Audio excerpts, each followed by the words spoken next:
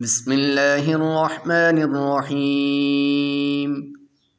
لم يكن الذين كفروا من أهل الكتاب والمشركين منفكين حتى تأتيهم البينة، رسول من الله يتلو صحفا مطهرة فيها كتب قيمة، وما تفرق الذين أوتوا الكتاب إلا من بعد ما جاءتهم البينة، وما أمروا إلا ليعبدوا الله مخلصين له الدين حنفاء ويقيموا الصلاة ويؤتوا الزكاة وذلك دين القيمة.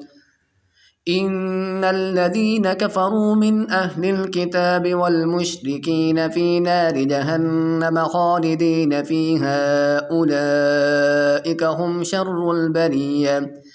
إن الذين آمنوا وعملوا الصالحات أولئك هم خير البرية، جزاؤهم عند ربهم جنات عدن تجري من تحتها الأنهار خالدين فيها أبدا، رضي الله عنهم ورضوا عنه، ذلك لمن خشي ربه.